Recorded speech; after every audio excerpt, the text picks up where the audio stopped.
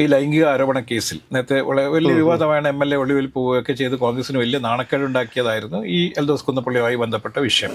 VD. Satheesan ശക്തമായിട്ട് ഇദ്ദേഹത്തിന് മോശിയാസിന് വേണ്ടി വാദിച്ചപ്പോഴാണ് DCC അധ്യക്ഷന്മാരുടെ പുനഃസംഘടന തൽക്കാലത്തേക്ക് നടപ്പിലാക്കേണ്ടതില്ല എന്നുള്ള ഒരു രാഷ്ട്രീയ തീരുമാനത്തിലെത്തിയെന്നുള്ളത് എല്ലാവർക്കും അറിയാം. തൃക്കാക്കരയിലുള്ള ഒരുപാട് കോൺഗ്രസ് പ്രവർത്തകർ ഈ മുഹമ്മദ് ഷിയാസ് ഇപ്രാവശ്യം സ്ഥാനാർത്ഥിയായിട്ട് വരുമെന്ന് പ്രതീക്ഷിച്ചിരുന്നു. പ്രത്യേകിച്ച് മുസ്ലിം കമ്മ്യൂണിറ്റിയിൽപ്പെട്ടിരുന്ന ആളുകൾ മുഹമ്മദ് ഷിയാസ് തന്നെയാണ് തൃക്കാക്കരയിലെ സ്ഥാനാർത്ഥികൾ എന്ന് വിശ്വസിച്ചിരുന്നു. ആളുകളെല്ലാം പൊളിറ്റിക്കലി കൃത്യമായി ഒരു തീരുമാനമുള്ളതല്ലേ, അല്ലാണ്ട് പള്ളിയിൽ നിന്ന് കാച്ചന്മാരൊക്കെ പറഞ്ഞാണോ ആളുകൾ വോട്ട് ചെയ്യുന്നത്? അല്ല, വിശ്വാസം വേറെയും നമ്മുടെ പൊളിറ്റിക്കലി ഉള്ള വിശ്വാസം വേറെയാണല്ലോ, രണ്ടും രണ്ട് തന്നെയാണ്. ഈ രാഷ്ട്രീയ തീരുമാനങ്ങളിൽ, അതായത് സ്ഥാനാർത്ഥി നിർണയം ഒക്കെ തുടങ്ങുന്ന സമയത്ത് തന്നെ സഭ ഞങ്ങൾക്ക് ഇത്ര വേണമെന്ന് പറഞ്ഞ ഒരു ചീട്ട് കൊടുക്കുന്ന പരിപാടിയൊക്കെ അവസാനിപ്പിക്കേണ്ടത് തന്നെയാണ്. രാജേഷ് നമസ്കാരം. രാജേഷ്, നമ്മുടെ എൽദോസ് കുന്നപ്പള്ളിക്ക് സീറ്റില്ല എന്നുള്ള കാര്യം ഏകദേശം സ്ഥിരീകരിച്ച് കഴിഞ്ഞിരിക്കുകയാണ്. ഇനി എൽദോസ് കുന്നപ്പള്ളിയെ എങ്ങനെ അക്കോമഡേറ്റ് ചെയ്യും? മുഹമ്മദ് ഷിയാസ് ഇപ്പോൾ പെരുമ്പാവൂരിൽ മത്സരിക്കുകയാണെങ്കിൽ വിജയസാധ്യത എന്താണ്?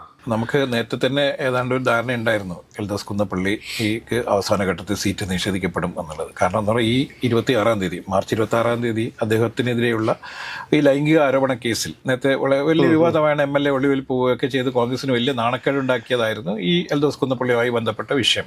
അപ്പോൾ ലൈംഗിക പീഡന കേസിൻ്റെ വിധി ഏതാണ്ട് 26-ാം തീയതി വരുന്നുള്ളതുകൊണ്ട് തന്നെ കോൺഗ്രസ് ഇദ്ദേഹത്തിനെ സ്ഥാനാർത്ഥിയാക്കുകയും ഈ പ്രചരണ പരിപാടിയായിട്ട് മുന്നോട്ട് പോകുന്ന സമയത്ത് ഇദ്ദേഹത്തിന് എതിരായാണ് വിധി വരുന്നുണ്ട് എങ്കിൽ അത് കോൺഗ്രസിനെ വലിയ രീതിയിൽ വലയ്ക്കും. അത് പെരുമ്പാവൂരിൽ മാത്രമല്ല എന്നുള്ളതാണ്. പ്രത്യേകിച്ചിട്ടും രാഹുൽ മാങ്കൂട്ടവുമായി ബന്ധപ്പെട്ട് വലിയ ലൈംഗികാരോപണവും ഒക്കെ ആയിട്ട് കോൺഗ്രസ് വലിയ ആടുവിലഞ്ഞതാണെന്ന് നമുക്കറിയാം.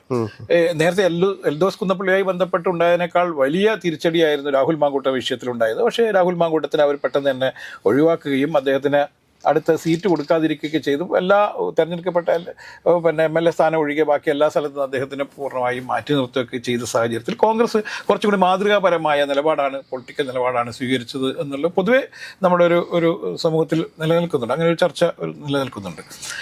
അത്തരമൊരു സാഹചര്യം കീപ്പ് ചെയ്ത് പോകണമെങ്കിൽ സ്വാഭാവികമായിട്ടും ഒരു 2 വർഷം മുന്നേ എൽദോസ് കുന്നപ്പള്ളിക്കെതിരെ ഉണ്ടായ വലിയ തരത്തിലുള്ള ആരോപണത്തിൽ കോൺഗ്രസിന് പിടിച്ചു നിൽക്കാൻ വേണ്ടിയിട്ട് അദ്ദേഹത്തിനെ മാറ്റി നിർത്തുക തന്നെയാണ് ചെയ്യേണ്ടത്. അതാണ് ഇപ്പോൾ ഹൈക്കമാൻഡ് അദ്ദേഹത്തിനെ മാറ്റി നിർത്താൻ വേണ്ടി തീരുമാനിച്ചിരിക്കുന്നത്. പക്ഷേ ഇദ്ദേഹത്തിന് എങ്ങനെ അക്കോമഡേറ്റ് ചെയ്യുന്നത് വെച്ച് കഴിഞ്ഞാൽ എൽദോസ് കുന്നപ്പള്ളിയെ മറ്റു രീതിയിലൊന്നും പൊളിറ്റിക്കലൊന്നും അക്കോമഡേറ്റ് ചെയ്യാൻ, അല്ലെങ്കിൽ അദ്ദേഹത്തിന് ഏതൊക്കെ പാർട്ടിയിൽ ഏതെങ്കിലും സംഘടനാപരമായ ഏതെങ്കിലും ചുമതല കൊടുത്തുകൊണ്ട് അക്കോമഡേറ്റ് ചെയ്യാൻ പറ്റുമോ എന്നുള്ളതൊക്കെ പിന്നീട് ആലോചിക്കേണ്ട വിഷയമാണ്. അതുകൊണ്ട് എൽദോസ് കുന്നപ്പള്ളിക്ക് യഥാർത്ഥത്തിൽ ഒരു അക്കോമഡേഷനും ഇനി ഉണ്ടാവാനുള്ള സാധ്യത ഇല്ല എന്നുള്ളത്.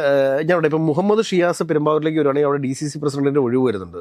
ഈ DCC പ്രസിഡന്റിന്റെ ഒഴിവ് വരികയാണെങ്കിൽ അതിന് വല്ല സാധ്യതയുണ്ടോ? അതിനൊരു സാധ്യതയില്ല. കാരണം ഒന്ന്, ഇത് വി.ഡി. സതീശന്റെ അപ്രമാദത്തുള്ള ഒരു സ്ഥലമാണ് എറണാകുളം ജില്ല. മുഹമ്മദ് ഷിയാസ് എങ്ങനെയാണ് DCC പ്രസിഡന്റായിട്ട് വരുന്നത്?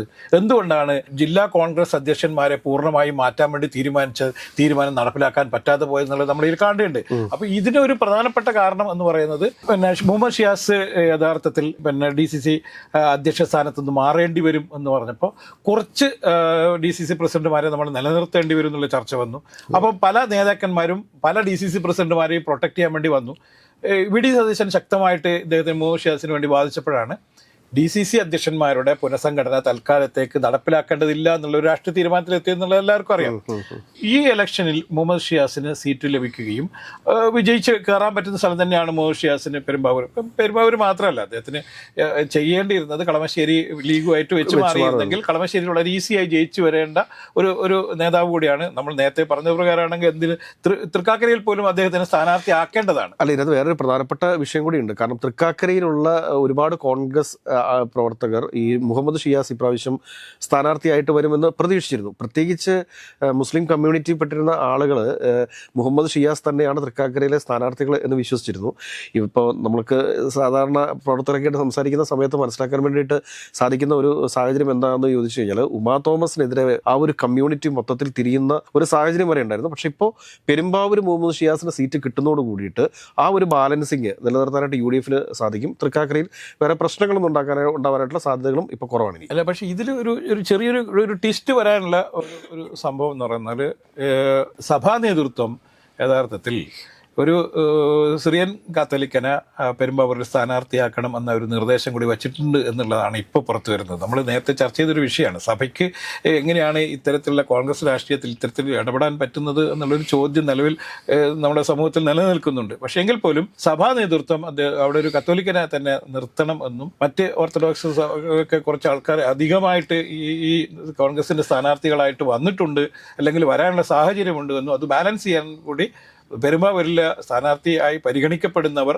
അതുകൊണ്ടാണല്ലോ മനോജിനെയും അതുപോലെ തന്നെ ഉല്ലാസിനെയൊക്കെ പരിഗണിക്കുന്നു എന്ന് പറയുന്നത് ഇത്തരത്തിലുള്ള ചില നിർദ്ദേശങ്ങളുടെ ഭാഗമായിട്ടാണ്. അപ്പം മുഹമ്മദ് ഷിയാസിനെ യഥാർത്ഥത്തിൽ കോൺഗ്രസിൽ ഒരു ജാതി സമവാക്യത്തിൻ്റെയോ അല്ലെങ്കിൽ ഒരു പരിഗണനയൊന്നും അല്ലാതെ ഒരു നേതാവ് എന്നുള്ള രീതിയിൽ യഥാർത്ഥത്തിൽ എവിടെയും പരിഗണിക്കപ്പെടാവുന്ന ഒരു സ്ഥാനാർത്ഥി തന്നെയാണ് നമ്മളിൽ കാണേണ്ടത്. മുഹമ്മദ് ഷിയാസിന് അത്തരത്തിലൊരു സ്വീകാര്യത ലഭിക്കേണ്ടതുണ്ട്, അല്ലെങ്കിൽ മുഹമ്മദ് ഷിയാസിന് കുറച്ചും കൂടി പരിഗണനകൾ കൊടുത്തുകൊണ്ട് വിജയസാധ്യതയുള്ള ഒരു സീറ്റ് തന്നെ കൊടുത്ത് അദ്ദേഹത്തിന് മത്സരിപ്പിക്കണം തന്നെയാണ്. ഈ പെരുമ്പാവൂരിനെ സംബന്ധിച്ചിടത്തോളം പെരുമ്പാവൂരിന് അങ്ങനെ ഒരു പൂർണ്ണമായും ക്രിസ്ത്യൻ മേധാവിത്വമുള്ള ഒരു സ്ഥലം എന്നല്ല. എല്ലാ തരത്തിലുള്ള സീറോ മലബാർ വളരെ കുറവാണ് അവിടെ. കാരണം വെച്ചാൽ അപ്പൊ അങ്ങനെ വരുന്ന ഒരു സാഹചര്യം മനോജ് മൂത്തേട്ടൻ അവിടെ പ്ലേസ് ചെയ്യപ്പെടുക എന്ന് പറഞ്ഞു കഴിഞ്ഞാൽ ഞാൻ ഇതിൽ പറയുന്നത് അത്തരത്തിലൊരു തർക്കം ഉണ്ടാകുന്ന സാഹചര്യത്തിൽ ചിലപ്പോൾ മുഹമ്മദ് ഷിയാസിനെ കൊണ്ടുപോയി അവിടെ സ്ഥാനാർത്ഥിയായി ഇത്തരത്തിലുള്ള പ്രശ്നം പരിഹരിക്കപ്പെടാനുള്ള സാധ്യത നമ്മുടെ ഇത് കൂടാതെ ഞാൻ ഇവിടെ സീറോ മലബാർ സഭ നേതൃത്വം വിചാരിച്ചു കഴിഞ്ഞാൽ എത്ര വോട്ട് മറിക്കാൻ പറ്റും?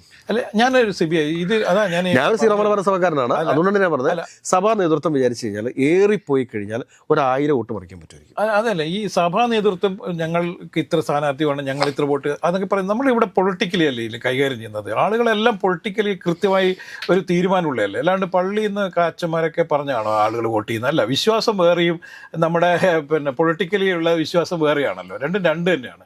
അതുകൊണ്ട് സഭാ നേതൃത്വം പറഞ്ഞു എന്നുള്ളതുകൊണ്ട് കോൺഗ്രസ് വല്ലാതെ ഭയപ്പെടേണ്ട കാര്യമില്ല എന്നുള്ളത് തന്നെയാണ്. അപ്പോൾ സഭയെ ഏതെങ്കിലും തരത്തിൽ ഉപദ്രവിക്കാതിരുന്നാൽ മാത്രം മതിയല്ലോ. വിശ്വാസ ആചാര പ്രശ്നങ്ങളൊക്കെ വരുന്ന സമയത്ത് മന്ത്രിസഭ അവരുടെ മന്ത്രിസഭയാണ് വരുന്നുണ്ടെങ്കിൽ കുറച്ചും കൂടി അത്തരത്തിലുള്ള വിഷയങ്ങളിലൊക്കെ കുറച്ചും കൂടി എല്ലാ തരത്തിലും ബാലൻസ് ചെയ്ത് കൊണ്ടുപോകാൻ ശ്രമിക്കുക എന്നല്ലാതെ ഈ രാഷ്ട്രീയ തീരുമാനങ്ങളിൽ, അതായത് സ്ഥാനാർത്ഥി നിർണയം ഒക്കെ തുടങ്ങുന്ന സമയത്ത് തന്നെ സഭ ഞങ്ങൾക്ക് ഇത്ര വേണമെന്ന് പറഞ്ഞ് ഒരു ചീട്ട് കൊടുക്കുന്ന പരിപാടിയൊക്കെ അവസാനിപ്പിക്കേണ്ടത് തന്നെയാണ്. അതുകൊണ്ട് പെരുമ്പാവൂരിൽ യഥാർത്ഥത്തിൽ ഈ സഭാ നേതൃത്വം അത്ര വാശി പിടിക്കുന്നുണ്ടെങ്കിൽ തീർച്ചയായും മുഹമ്മദ് ഷിയാസിനെ തന്നെ അവിടെ മത്സരിപ്പിക്കുകയും മുഹമ്മദ് ഷിയാസിനെ വിജയിപ്പിച്ചെടുക്കാനുള്ള എല്ലാ തരത്തിലുള്ള ഗ്രൗണ്ട് വർക്കുകളും ചെയ്യാനാണ് യഥാർത്ഥത്തിൽ കോൺഗ്രസ് നേതൃത്വം.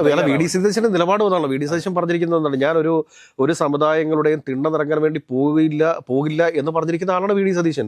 അപ്പോൾ വി.ഡി. സതീശൻ പറഞ്ഞിരിക്കുന്നത് പ്രകാരമാണെങ്കിൽ മുഹമ്മദ് ഷിയാസ് തന്നെയാണ് ഇപ്പോൾ പെരുമ്പാവൂർ സ്ഥാനാർത്ഥി ആവേണ്ടത്. എൽദോസ് കുന്നപ്പള്ളി ഇല്ല എന്നുണ്ടെങ്കിൽ. എൽദോസ് കുന്നപ്പള്ളി ഇല്ല എന്നുള്ളത് ഏറെക്കുറെ ഉറപ്പാണ്. കാരണം അദ്ദേഹത്തിന് സ്ഥാനാർത്ഥിയാക്കി പുലിവാല് പിടിക്കാൻ പക്ഷെ ഒരുപാട് കഷ്ടപ്പെട്ടിട്ടുണ്ട് കേട്ടോ. കാരണം എനിക്ക് തോന്നുന്നത് ഗ്രാമയാത്ര എന്ന് പറഞ്ഞിട്ട് ഏകദേശം 20,000-25,000 വീടുകൾ കയറി ഇറങ്ങിയിട്ടുണ്ട്. അല്ല, എനിക്ക് മനസ്സിലാവാത്തൊരു സംഭവം, ഞാൻ ഒറ്റ കാര്യം ചോദിച്ചു. ഇപ്പോൾ എൽദോസ് കുന്നപ്പള്ളിക്ക് അറിയാലോ യഥാർത്ഥത്തിൽ ഇത്തരം കേസുകളൊക്കെ നിലനിൽക്കുന്നതുകൊണ്ട് അദ്ദേഹത്തിന് അത്ര സേഫ് അല്ല.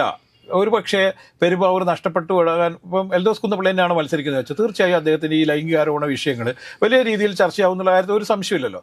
അത് സാധാരണക്കാരായ ആളുകൾക്കിടയിൽ ഇദ്ദേഹത്തിനെതിരെ വോട്ട് ചെയ്യാതിരിക്കാൻ കാരണമാവുകയോ അദ്ദേഹം തോൽക്കാനുള്ളൊരു സാധ്യത ഉണ്ടായാൽ കോൺഗ്രസിനൊരു സീറ്റാണ് നഷ്ടപ്പെടുന്നത്. അതുകൊണ്ട് കോൺഗ്രസ് നേതൃത്വം ഒരിക്കലും വീണ്ടും കുന്നപ്പള്ളിയായിട്ട് മുന്നോട്ട് പോകാൻ തുടക്കം തൊട്ടേ തയ്യാറാവരുതായിരുന്നു. അദ്ദേഹത്തിനോട് ജില്ലാ കോൺഗ്രസ് നേതൃത്വം വിളിച്ച് കൃത്യമായി പറയണമായിരുന്നു, തീരുമാനം വരുന്നത് വരെ അത്തരത്തിലുള്ള യാതൊരു തരത്തിൽ. ഇത് വ്യക്തിപരമായ ചില കാര്യം പാർട്ടി ആവശ്യപ്പെട്ടാണ് അദ്ദേഹം, പാർട്ടിയുടെ ഒരു ആവശ്യവും സ്വീകരിച്ചുകൊണ്ടല്ലോ പുള്ളി ഈ പ്രവർത്തനങ്ങളൊക്കെ നടത്തിയത്. അവിടെ കഷ്ടപ്പെടുക എന്ന് പറഞ്ഞാൽ വ്യക്തിപരമായ താല്പര്യം സംരക്ഷിക്കാനായി കഷ്ടപ്പെടുന്നത്, അല്ലാണ്ട് പാർട്ടിയെ ഏതെങ്കിലും തരത്തിൽ വലുതാക്കാനോ ഉദ്ധരിക്കാൻ വേണ്ടിയോ അല്ലെങ്കിൽ UDF-നെ അധികാരത്തെ തിരിച്ചെത്തിക്കാൻ വേണ്ടിയുള്ള ശ്രമങ്ങളല്ല എൽദോസ് കുന്നപ്പള്ളിയുടെ ഭാഗത്തും ഉണ്ടാകുന്നത്, കെ സുധാകരന്റെ ഭാഗത്തും ഉണ്ടാകുന്നത്, അടൂർ പ്രകാശിന്റെ ഭാഗത്തും ഉണ്ടാകുന്നത്. ഇവരൊക്കെ കോൺഗ്രസ് എന്ന് പറയുമ്പോഴും കോൺഗ്രസ് എന്ന വികാരത്തിലല്ല ഇവർ നിൽക്കുന്നത്. സ്വന്തം കാര്യം സിന്ദാബാദ് എന്ന് മാത്രമാണ്